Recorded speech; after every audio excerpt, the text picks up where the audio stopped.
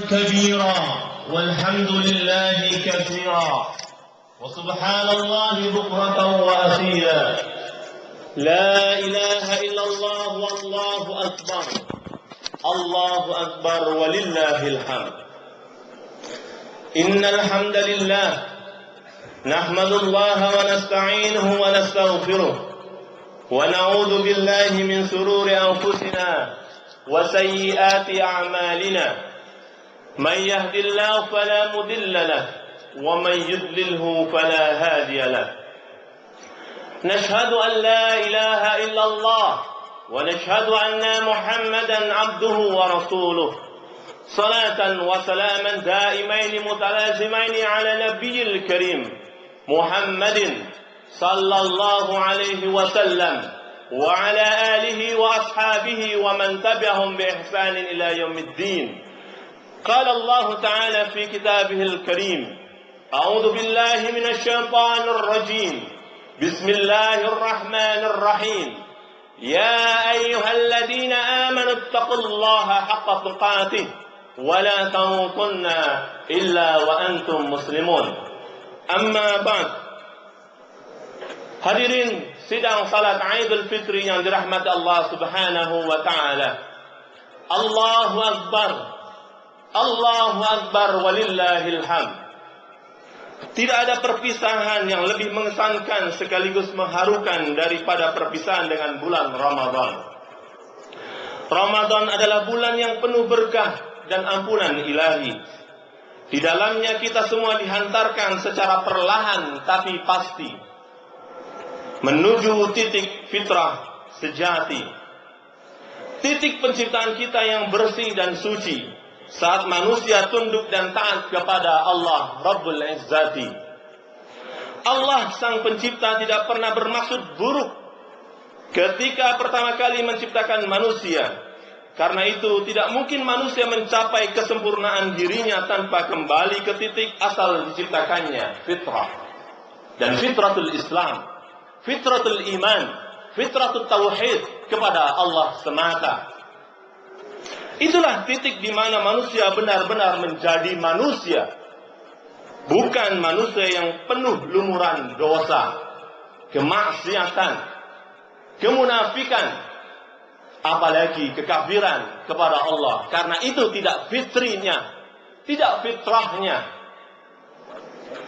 Allah Subhanahu wa taala menurunkan Al-Quran untuk menjadi pedoman agar manusia dapat meniti jalan menuju fitrahnya dan tetap komitmen dengan kemanusiaannya, yaitu manusia yang saling mencintai karena Allah, saling memperbaiki menuju keimanan sejati, saling tolong-menolong menuju peradaban yang kokoh, saling membantu dalam kebaikan, bukan saling membantu dalam dosa dan kemungkaran. Allah mengutus nabi-nabi sepanjang sejarah sebagai contoh terbaik bagaimana menjalankan misi ubudiyah kepadanya. Wa ma khalaqtul jinna wal insa illa liya'budun. Dan fungsinya khalifah di muka bumi ini. Inni ja'ilun fil ardi khalifah. Tidak ada keselamatan kecuali menapaki jejak para nabi, jejak para rasul. Dan tidak ada keberkahan kecuali bersungguh-sungguh menjalankan ibadah seperti yang para nabi ajarkan. Haqqa tuqatih, bukan parsial. Itulah tuntunan fitrah, bahwa setiap manusia tidak akan bisa kembali ke titik fitrahnya tanpa mengikuti ajaran yang disampaikan para nabi dan para rasulnya. Allahu Akbar, Allahu Akbar walillahil hamd. Hadirin yang dirahmati Allah Subhanahu wa taala, mari kita kumandangkan tahlil, tahmid kepada Allah semata, membahana di penjuru relung kehidupan kita. Karena hakikatnya dengan ibadah Ramadan kita selaku hamba Allah mendapatkan kemerdekaan hakiki yang merupakan inti pokok dari fitrah kemanusiaan kita. Pertama, puasa telah mengajarkan kepada kita untuk zuhud terhadap dunia.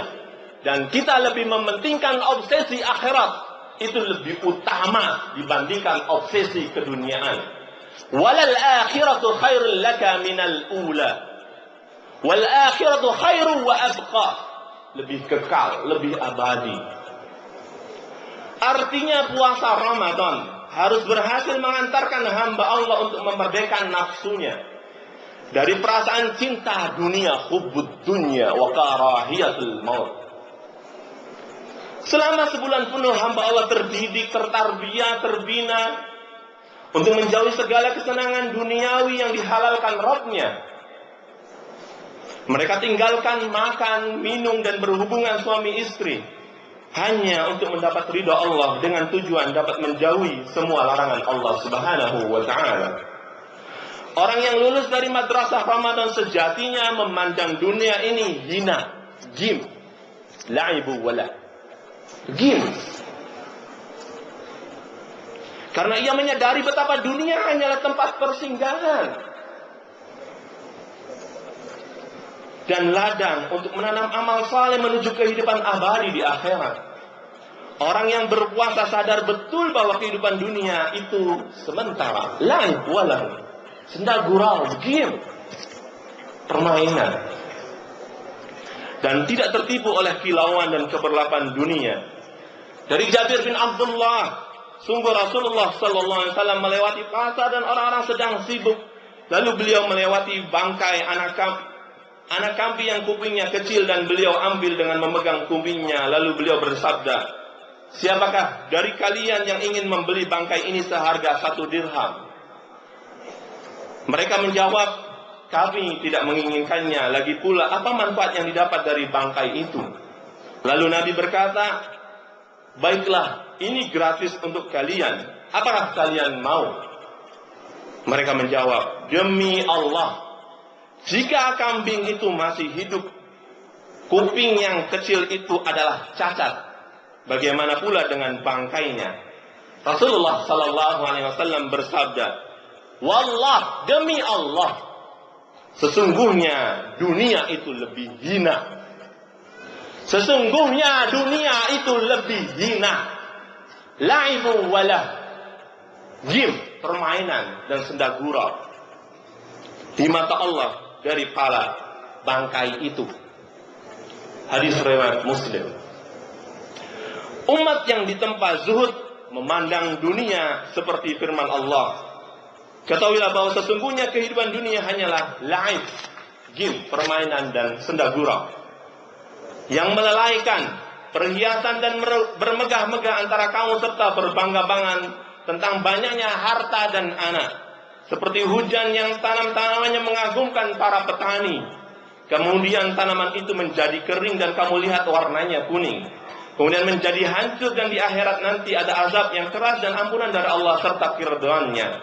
Dan kehidupan dunia tidak lain hanyalah kesenangan yang menipu. Surah Al-Hadid ayat yang ke-20. Allahu Akbar walillahil hamd. Hadirin yang dirahmati Allah. Kedua, puasa adalah pelajaran ketakwaan yang sesungguhnya. Artinya puasa mendidik kita untuk memerdekakan nafsu agar takut dan taat hanya kepada Allah semata. Bukan kepada makhluknya, bukan kepada bosnya, bukan kepada orang kantornya, atau orang-orang atasan kita. Ringkasnya, puasa Ramadan telah menciptakan kesalehan pribadi yang tiada bandingnya. Dan pondasinya adalah iman, ketakwaan. Ya ayyuhalladzina amanu. Dan ini harga mati sampai Allah matikan kita. Hadirin, ketiga, puasa Ramadan memerdekakan jiwa hamba Allah dari sifat bakhil dan serakah. Hal ini dibuktikan dengan dorongan jiwa yang berangkat dari keyakinan ajaran Rasulullah SAW yang mendorong umat untuk berbagi dengan sesama hamba yang tidak mampu secara ekonomi. Di bulan Ramadan itulah Rasulullah SAW menunjukkan kedermawannya yang luar biasa, bahkan melebihi zakatnya. Zakat mal dan fitrah. Ada sedekah, infak dan amal filantropis yang dikeluarkan pada bulan selain Ramadan, sebagaimana diriwayatkan oleh Ummul Mukminin Aisyah radhiyallahu anha. Artinya, puasa Ramadan juga sukses mengantarkan hamba Allah dan memiliki kesalehan sosial. Dan itu penting untuk kehidupan kita. Kesalehan secara pribadi dan kesalehan secara sosial. Kita tak hanya memerdekakan diri kita dari sifat bakhil dan zalim, tetapi juga sekaligus memerdekakan kaum duafa dan fakir miskin dari belenggu ekonomi yang melilit mereka. Dan ekonomi kapitalis telah membunuh ekonomi rakyat kecil di tengah-tengah kita. Hadirin yang dirahmati Allah Subhanahu wa taala. Keempat, puasa itu dengan akhlak muraqabatullah, selalu dekat, merasa diawasi oleh Allah Subhanahu wa taala. Yang melekat dalam dirinya sanggup memerdekakan jiwa dari nafsu untuk lacur, curang, korup, dan penyalahgunaan kekuasaan, abuse of power. Sikap-sikap tercela itulah yang selama ini telah membelenggu bangsa kita yang dikenal dengan indeks korupsinya dan penegakan hukum yang lemah dan tak kunjung membaik. Puasa Ramadan sudah seharusnya kita jadikan sarana dan alat yang efektif untuk menekan nafsu dan syahwat, kerusakan etika politika dan hukum dengan mewujudkan kesalehan politik.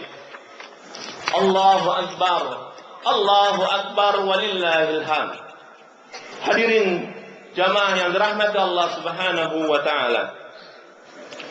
Secara khusus Allah Subhanahu wa taala memilih bulan Ramadan sebagai titik tolak turunnya petunjuk Allah bagi seluruh manusia, yaitu Al-Qur'an yang diturunkan kepada malaikat mulia, nabi mulia, dan bulan mulia dan bahasa mulia. Mengenai rahasia di balik pemilihan tersebut, Syekh Mahmud Saltut, mantan Grand Syekh Al-Azhar Mesir, menuturkan, karena Al-Quran berfungsi secara kuat untuk mensucikan hati dan meningkatkan kualitas ruh, maka cara kita mensyukurinya harus dengan ibadah yang sepadan dengan nikmat itu dalam makna dan dampaknya, yaitu puasa yang juga berfungsi mensucikan hati dan meningkatkan kualitas roh. Diambil dari kitab Al-Islam Aqidatan wa Syari'atan, halaman 111. Al-Quran diturunkan oleh Allah Rabbul Alamin untuk memerdekakan manusia dari hukum dan sistem nilai buatan manusia yang zalim, dan mengarahkan mereka untuk tunduk kepada hukum dan sistem nilai ilahi yang adil. Dari hasil tadabbur ayat Al-Quran kita dapat memetik pelajaran dan pesan berharga tentang konsekuensi menjadikan Al-Quran sebagai petunjuk dan pedoman hidup. Pertama, meyakini hidayah Al-Quran sebagai satu-satunya pilihan dan tidak ada solusi lain selain dari Al-Quran. Inilah pesan yang diambil dari firman Allah, A'udzu billahi minasyaitonir rajim. Bismillahirrahmanirrahim. Innahu laqaulu rasulin karim di quwwatin inda dzil 'arsy makin mutta'in thamma amin wa ma sahibukum bimajnun ila akhiril ayat. Sesungguhnya Al-Quran itu benar-benar firman Allah yang dibawa oleh utusan yang mulia Jibril, diturunkan kepada Nabi mulia Muhammad, dan diturunkan pada bulan mulia Ramadan, dan dengan bahasa mulia, bahasa Arab. Setelah Allah Ta'ala mengungkap bukti-bukti kebenaran Al-Quran di sisi Allah dengan menjelaskan sifat malaikat Jibril yang mulia sebagai perantara wahyu, ia menyatakan, maka kemanakah kamu sekalian? Fa'aina tadhabun. Pesan terdalamnya adalah setelah Allah jelaskan dengan bukti-bukti yang valid dan terang benderang akan kebenaran petunjuk Allah di dalam Al-Quran sebagai satu-satunya jalan hidup bagi mereka, maka dengan metode dan cara atau manhaj apalagi yang ditempuh kaum beriman dalam menapaki kehidupan di muka bumi ini? Apakah kita masih ragu, bimbang di tengah kepungan barang dagangan ideologi-ideologi buatan manusia? Ataukah kita sudah dijauhkan dan lebih dekat dengan paham-paham hedonisme, materialisme, liberalisme, sehingga muncul di tayangan-tayangan televisi kita ada X Factor, ada Indonesian Idol, ada Akademi Dangdut. Dan sudahkah kita lebih banyak menyentuh Al-Quran, membacanya dibandingkan membaca Facebookan, Twitteran? Padahal Al-Quran sudah jelas fungsinya. Sudah begitu terang dan lengkapnya petunjuk Allah dalam Al-Quran. Fa'aina tadabun, di mana kita? Konspirasi luar begitu cantik dan manis, tapi kita sebagai user, dan kita tidak mendekatkan diri kepada ruh Al-Quran ini. Nabi mulia, malaikat mulia, bahasa mulia, diturunkan di bulan mulia. Kenapa kita nggak mengambil yang mulia ini? Akan kita jauh dan dijauhkan dari yang mulia ini. Sebab Al-Quran tidak lain adalah peringatan dan jalan hidup yang paling baik dan sesuai fitrah manusia. Tentu saja bagi manusia-manusia yang mau menempuh jalan yang lurus. Itulah pesan ayat 27 dan 28 surat At-Takwir. A'udzu billahi minasyaitonir rajim. Qul ma as'alukum 'alaihi min ajri wa ma ana minal mutakallifin in huwa illa dzikrul lil alamin. Katakanlah wahai Muhammad, aku tidak meminta upah sedikit pun padamu atas dakwahku, dan bukanlah aku termasuk orang-orang yang mengadakan. Al-Quran ini tidak lain hanyalah peringatan bagi semesta alam, dan sesungguhnya kamu akan mengetahui kebenaran berita Al-Quran setelah beberapa waktu lagi. Hadirin yang dirahmati Allah Subhanahu wa ta'ala. Kedua, yakinilah kebenaran Al-Quran dengan segala petunjuknya untuk kebaikan hidup manusia dan alam semesta. Jangan sampai kita terlambat mengakui kebenaran Al-Quran yang diturunkan oleh Allah hanya dengan membawa kebenaran. Sebab persoalan terbesar yang menghalangi proyek peradaban Allah saat ingin diterapkan adalah ketiadaan iman. Ketidakyakinan orang muslim sendiri ataupun non-muslim. Dan ini repot. Kalaupun basi imannya keropos dengan ajaran-ajaran hedonis, materialis, kita seperti kagusa isail, seperti buih dalam lautan. Banyak tapi keropos. Mana ruh-ruh Al-Quran di kader-kader kita, di orang-orang tua kita. Kita mendukung acara Hafiz Indonesia, Hafiz Quran. Anak usia dini 5 tahun sudah hafal juz Quran. Bahkan ada yang sudah menghatamkan. Mengapa kita tidak iri dengan kebaikan-kebaikan itu? Dan mereka menghafal ayat-ayat alam semesta di dalam juz 30. Ayat-ayat penciptaan Allah, karena sejak awal manusia sudah harus tunduk di hadapan Allah semata. Tentang waktu, tentang kebesaran Allah Subhanahu wa ta'ala. Mari kembali ke fitrah, kembali ke ruh Al-Quran. Hadirin yang dirahmati Allah Subhanahu wa ta'ala. Ketiga, ayo format ulang kembali. Dan Ramadan telah mentarbiyah kita semua. Format ulang diri kita sebagai muslim agar selaras dengan tuntunan Al-Quran. Dan memperbaharui perangkat penerimaan akal dan kalbu kita seperti halnya para sahabat Rasulullah SAW saat menerima inspirasi, aspirasi Al-Quran yang begitu luar biasa. Bangsa Arab sebelum Islam telah menjalani hidup mereka dengan sistem jahiliyah, kebodohan yang nyata, kesesatan yang luar biasa, yang sesat dan kejam. Ketika Muhammad sebagai Nabi dan Rasul utusan terakhir diangkat sebagai Rasul dan Al-Quran diturun kepadanya di tengah-tengah mereka dalam kondisi kezaliman, kesesatan. Hal itu memunculkan Big Bang dalam kehidupan mereka. Dengan Al-Quran, Rasul telah merubah mereka secara radikal hingga ke akar-akarnya dan membentuk mereka dengan celupan yang baru. Karena ruh Al-Quran, kita lihat Al-Quran telah melahirkan revolusi akal dan persepsi di tengah mereka, merevolusi mental dan perasaan mereka, dan juga merevolusi perilaku kebiasaan mereka. Hal itu terjadi karena mereka membuka akal dan hatinya untuk Al-Quran, bukan tertutup. Perangkat penerimaan mereka juga berfungsi maksimal karena kesadaran untuk menerimanya dan kebebasan untuk memilih mana yang paling baik. Itu semua karena pengaruh Al-Quran yang telah merasuk ke dalam jiwa-jiwa mereka. Seperti tergambar dalam firman-Nya, Allah telah menurunkan perkataan yang paling baik, yaitu Al-Quran yang serupa mutu ayat-ayatnya. Lagi berulang-ulang, gemetar karenanya kulit orang-orang yang takut kepada Rabb-nya. Kemudian menjadi tenang kulit dan hati mereka di waktu mengingat Allah.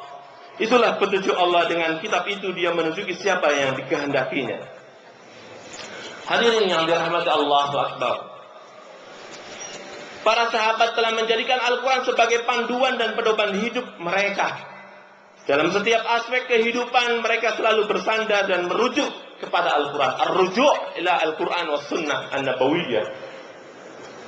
Setiap ayat Al-Quran turun yang berisi perintah atau larangan. Mereka bersegera melaksanakan dan mengamalkannya tanpa mengulur-ulur waktu. Menunda apalagi ragu-ragu. Inilah yang membuat generasi sahabat merupakan satu-satunya generasi Al-Quran yang istimewa. Jai Quran Farid. Mereka tidak membaca Al-Quran untuk tujuan intelektual exercise. Juga bukan untuk sekedar menikmati alunan merdu ayat-ayat yang dibacakan atau sekedar menambah besaran volume pahala. Al-Quran bukan hanya dilanggam jawakan seperti yang terjadi pada peringatan Isra Mi'raj di istana kepresidenan. Atau Al-Quran bukan dialamat palsukan oleh Ayu Ting Ting. Sakitnya itu memang di sini. Al-Quran, hadirin yang dirahmati Allah Subhanahu wa ta'ala. Ini namun ciri khasnya membuat mereka unik adalah mereka membacanya, mempelajarinya, dan untuk diamalkan isi kandungannya dalam kehidupan sehari-hari. Mereka tidak menaruh Al-Quran di rumah-rumah mereka, di masjid-masjid mereka. Makanya lihat kader-kader kita lebih banyak nongkrong di inbox, di ekspektor Indonesia ada. Mana? Fa'ina tadhabu. Rusuh. Sehingga yang terjadi di masjid-masjid adalah generasi pensiunan yang sudah tahu matinya di depan mata. Mana kader-kader kita? Anak-anak muda. Mana generasi penerus kita? Hadirin yang dirahmati Allah Subhanahu wa ta'ala. Sehingga tidak berlebihan ketika Syekh Rashid Ridha menyatakan bahwa kegemilangan dan kejayaan umat Islam perdana tidak lain disebabkan kaum muslimin saat itu konsisten, istiqamah menjadikan Al-Quran sebagai pijakan, maraji, sumber inspirasi dan aspirasi. Hari ini kita kemana? Ramadan mengajarkan kepada kita menjadikan Al-Quran sebagai sumber petunjuk, asaran lil ihtida bil Quran. Lebih jauh, beliau meyakini bahwa generasi muslim terbaik yang pada saat itu mampu menaklukkan dua adidaya dunia, Persia dan Romawi. Dan hari ini kita keropos, diinjak-injakkan, dikonspirasikan, bahkan dibunuh dengan pemahaman-pemahaman liberalisme, sekularisme, dan ismu dan paham-paham yang lainnya. Persia dan Romawi itu ditaklukkan karena mereka memegang Al-Quran dan memerintah wilayah kekuasaan yang terbentang luas. Dengan sukses disebabkan mereka berpanduan kepada Al-Quran sebagai sumber nilai dan hukum yang mengatur semua aspek keduniaan. Lihat di dalam tafsir Al-Manar volume 1 halaman 11. Allahu Akbar walillahil hamd. Hadirin, pada era jahiliyah mereka semua mempunyai hobi berat. Ingat, hobi berat mereka apa? Nangguk khamar. Itu hobi mereka. Kejahilan bukan kejahilian, kesesatan bukan kesesatan. Itu hobi yang luar biasa, al-khamar. Dan menghidangkannya di berbagai jamuan. Sampai-sampai ada lebih dari 100 istilah nabi, istilah nama bagi khamar yang mereka kenal. Ada 100 nama khamarnya mereka. Botolnya itu ada 100-an. Yang mudah-mudahan Allah yang maha bijak tahu persis keadaan mereka ini. Maka yang mengharamkannya itu tadarrujan, bertahap, enggak langsung haram. Tidak. Tadarus dakwah. Hingga pada akhirnya turun ayat yang tegas mengharamkannya di dalam surah Al-Maidah. Dan itu sampai 3 kali turun. Dibuka cerak wawalannya bahwa itu ada mantuannya, ya tapi sedikit. Turun yang kedua apa? Kalau kalian mau ke masjid, jangan sambil mabuk-mabukan. Sehingga sudah dibuka pemahamannya, sudah jelas. Jekret. Termasuk syariat puasa pun sama. 15 tahun, 13 tahun di Mekah, 2 tahun di Madinah, 13 tahun di Mekah, syariat puasa itu tidak ada. Karena pondasi iman tidak establis, tidak tersistem saat itu umatnya. Dan Rasul dan Allah berani memerintahkan syariat puasa setelah hijrah dari Mekah ke Madinah. 2 tahun setelah itu, ya ayyuhalladzina amanu kutiba alaikumusiyam. Jegret, bukan bahasanya sumu, bukan puasalah kalian, tidak. Kutiba alaikum. Sudah ditetapkan, ini garisnya loh. Ayat khamar, di ayat yang ketiga yang turun, A'udzu billahi minasyaitonir rajim. Bismillahirrahmanirrahim. Ya ayyuhalladzina amanu innamal khamru wal maisir wal ansabu wal azlam rizqun min 'amali syaitan. Hai orang-orang yang beriman, sesungguhnya minum khamr, berjudi, berkorban untuk berhala, mengundi nasib dengan panah adalah termasuk perbuatan syaitan. Maka jauhilah. Dan jauhilah di sini adalah dihukumi haram. Agar kamu mendapat keberuntungan. Al-Quran, surat Al-Maidah ayat yang ke-90. Hadirin yang dirahmati Allah Subhanahu wa ta'ala. Atas dasar ayat ini pula Nabi Muhammad telah menetapkan pengharaman minum khamr dan menjualnya serta menghadiahkannya kepada orang lain. Itu bedanya. Kalau Al-Quran sudah rusuk ke jiwa-jiwa mereka, sudah pegangannya Al-Quran. Padahal dalam kesesatan yang nyata, khamar di tengah-tengah mereka, dan itu menjadi hobi mereka. Saat ayat Al-Quran turun dengan tegas mengharamkannya, mereka datang sambil membawa drum-drum, botol-botol, bejana-bejana, penyimpanan khamar mereka tumpahkan itu semua. Yang mereka simpan di jalan-jalan Madinah, sebagai pernyataan kebebasan mereka dari budaya minum khamar yang sudah mengakar, dan itu sudah jadi hobi mereka. Sungguh ajaib, luar biasa, takjub, masya Allah, subhanallah. Kalau iman sudah merasuk di jiwa, visinya sudah jelas, Allah semata, titik. Pegangannya Al-Quran dan Sunnah Nabawi, kehidupan anak-anak kita dan kita semua tidak oleng dengan budaya-budaya yang sudah menggurita di tengah-tengah kita. Keduniaan, hedonis, materialis, liberalis, segala. Sungguh ajaib kebersihan jiwa yang telah diangkat oleh nur cahaya nubuwah, nur Al-Quran, telah menyebabkan mereka tunduk patuh tanpa ragu kepada syariat Allah. Sudah konsekuensinya dengan syariat Allah. Hingga dikisahkan ada sebagian sahabat yang tengah mendengar ayat ini, sementara di tangannya ada segelas khamar, dan sebagian sudah masuk ke mulut mereka, itu langsung dimuntahkannya kembali sambil berkata, intahaina ya Rab, intahaina. Sudah, kami telah berhenti, wahai Tuhanku. Kami sudah berhenti. Kami sudah berhenti. Lihat, spirit keagamaan Allah begitu luar biasa. Maka kita beragama pun harus paham betul kandungan-kandungannya.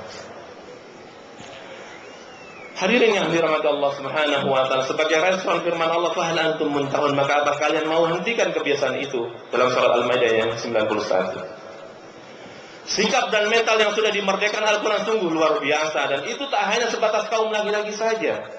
Kaum wanita pun menunjukkan sikap dan kepatuhan yang luar biasa seperti halnya kaum laki-laki.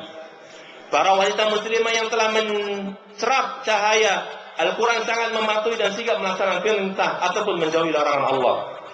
Ketika Allah mengharamkan tabarruj, berhias, bersolek, dandan yang luar biasa ala jahiliyah, dan memberikan solusi antitesis dari tabarruj, yaitu hijab atau jilbab, mereka semua patuh langsung melaksanakannya.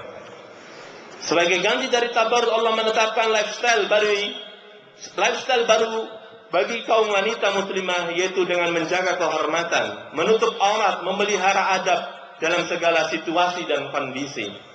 Dan memakai jilbab atau khimar dengan menjulurkan kerudung hingga menutupi dada, bagian atas hingga leher, dada, dan telinga, plus rambut mereka. Perubahan hidup yang revolusioner dalam kehidupan wanita, terlebih dalam soal penampilan, perhiasan, dan pakaian. Ummul Mukminin Aisyah, istri Rasulullah, menggambarkan sebagai berikut. Semoga Allah merahmati para wanita muhajirin yang terdahulu. Ketika ayat dan hendaklah mereka menutupkan kain kerudung ke dadanya. Quran surat An-Nur ayat yang ke-31. Seketika itu pula mereka merobek kain yang dimiliki lalu menggunakannya sebagai kerudung. Hadis riwayat Bukhari. Dalam riwayat lain beliau berkata, demi Allah, sungguh aku tidak pernah melihat yang lebih utama daripada wanita-wanita Ansar. Dan tidak pula lebih kuat pembenarannya terhadap kitabullah melebihi mereka. Saat turun ayat An-Nur, suami-suami mereka menemui mereka seraya membacakan ayat yang baru diturunkan oleh Allah Ta'ala kepada mereka. Tak seorang pun wanita di antara mereka melainkan mengambil kainnya yang bergambar lalu mengkerudungkannya di kepalanya sebagai pembenaran dan iman kepada perintah Allah dalam kitabnya. Maka mereka pun berada di belakang Rasul dengan berkerudung, seakan-akan di atas kepala mereka ada burung kakak. Hadis riwayat Ibnu Abi Hatim. Allahu Akbar, Allahu Akbar, walillahil hamd. Begitulah sikap para wanita muslimah ketika Allah menurunkan ketetapan syariah bagi mereka. Tanpa ragu-ragu dan menunda-nunda, mereka tidak pernah menunggu sehari dua hari atau lebih sampai mereka beli pakaian dan kerudung baru yang cukup lebar untuk terjulur ke dadanya. Atau tidak ada yang berkilah dengan pernyataan jilbabkan hati terlebih dahulu sebelum jilbab menutup kepala dan dada. Namun segera mereka merobek kain, gorden atau spray kasur untuk mengkerudungkannya di kepala tanpa memilihkan penampilan sehingga di atas kepala mereka seakan ada burung gagaknya. Demikianlah keajaiban petunjuk Al-Quran sehingga ia mampu mengubah semua sisi kehidupan tiap manusia yang dijumpainya, berubah total dari sistem jahiliyah kepada nur al-Islam. Allahu Akbar, walillahil hamd. Keempat, siap dan rela untuk diatur ketetapan Al-Quran dalam seluruh sendi kehidupan. Di antara fungsi Al-Quran adalah sebagai hudan, petunjuk, kebahagiaan untuk manusia. Ia juga semestinya menjadi dasar dan landasan bagi konstitusi kenegaraan dalam kehidupan masyarakat muslim. Sebagaimana Al-Quran harus menjadi rujukan kaum muslimin dalam berbagai soal akidah, ibadah, akhlak, dan muamalah, maka sudah sepantasnya Al-Quran menjadi landasan konstitusi bernegara dan politik dalam kehidupan umat Islam. Karena sesuai karakternya, Al-Quran tidak hanya kitab yang menunjuki jalan dari gelap zulumat menuju cahaya Allah, sebagai pembawa kebenaran dalam arti membenarkan dan menjadi batu ujian bagi apa yang Allah turunkan sebelumnya, tetapi juga agar Al-Quran menjadi kitab berujukan, hukum, dan perundangan dalam mengadili antara manusia. Allahu Akbar, walillahil hamd. Bahkan ujung ekor ayat tersebut turun berkaitan dengan pencurian yang dilakukan Tu'mah, dan ia menyembunyikan barang curian itu di rumah seorang Yahudi. Barang itu orang Yahudi, hal ini diajukan oleh kerabat-kerabat Tu'mah kepada Nabi SAW. Dan mereka meminta agar Nabi membela Tu'mah dan menghukum orang Yahudi. Kendati pun mereka tahu bahwa yang mencuri barang itu adalah Tu'mah, Nabi sendiri hampir membenarkan tuduhan Tu'mah dan kerabatnya itu terhadap orang Yahudi. Lihatlah betapa hukum Allah itu pasti adil dan menenteramkan, dan keadilannya juga mencakup non-muslim. Siapapun yang berkhianat mesti dihukum walaupun ia muslim.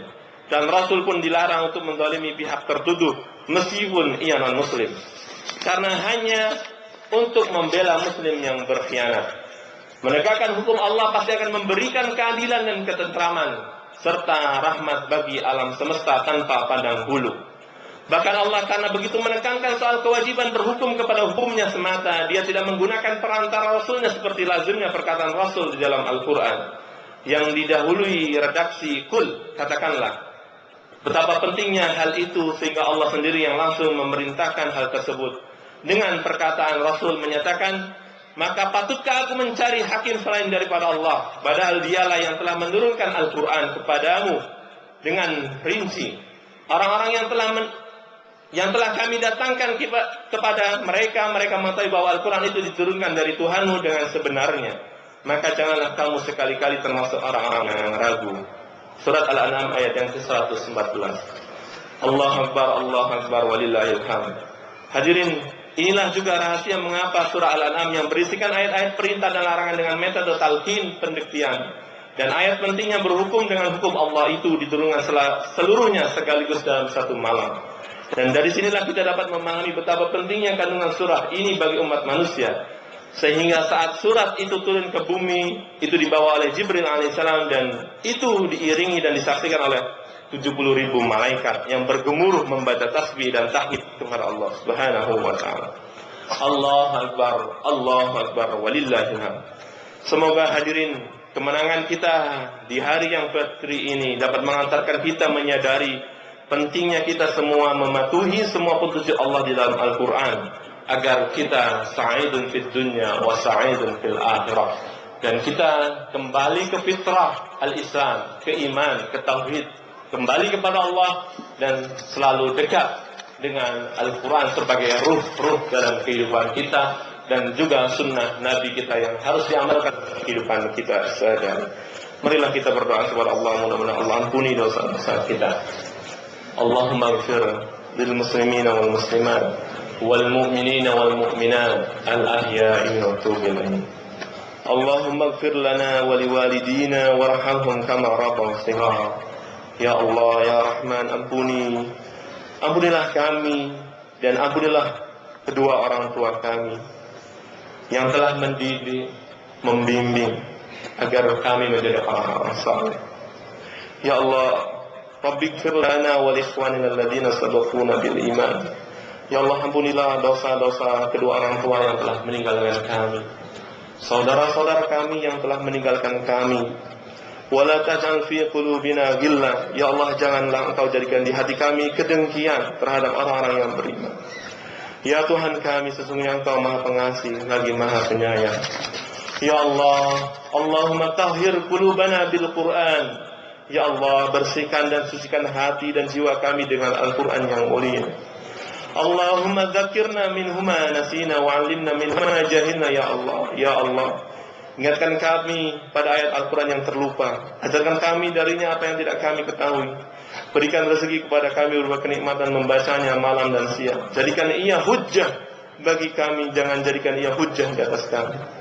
Allahumma ja'al auladana min ahli Al-Quran. Ya Allah, jadikan kami dan jadikan kader-kader kami termasuk ahli Al-Quran.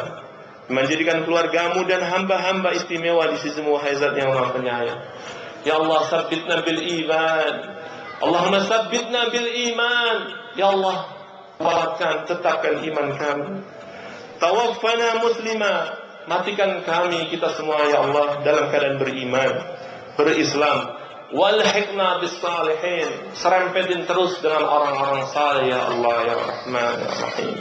Rabbana zalamna anfusana wa illam taghfir lana wa tarhamna lanakunanna minal khasirin. Ya Allah, betapa zalim kami kepada Engkau, ya Allah, atas segala dosa-dosa yang telah kami lakukan, dosa-dosa yang telah kita lakukan. Ya Allah, ampuni dosa-dosa kami. Faghfir lana, ya Allah, ampuni, ya Allah. Rabbana la tu'akhidna in nasina aw akhtana. Rabbana wa la tahmil 'alaina isran kama hamaltahu 'alal ladzina min qablina. Rabbana wa la tuhammilna ma la taqata lana bih. Wa'fu 'anna waghfir lana warhamna anta maulana fansurna 'alal qaumil kafirin. Rabbana atina fid dunya hasanah wa fil akhirati hasanah wa qina 'adzabannar. Walhamdulillahi rabbil alamin. Hadirin yang dirahmati Allah Subhanahu wa taala, kami dari pribadi atas semua hilaf, dosa dan kesalahan mohon diampuni. Taqabbalallahu minna wa minkum taqabbal ya karim. Dan bagi para jamaah yang menginginkan teks utuhannya bisa diambil di PKM. Nakfi hadza subhanakallahumma bihamdika nashhadu an la ilaha illa anta nastaghfiruka wa natubu ilaik. Wa akhiran assalamu alaikum warahmatullahi wabarakatuh.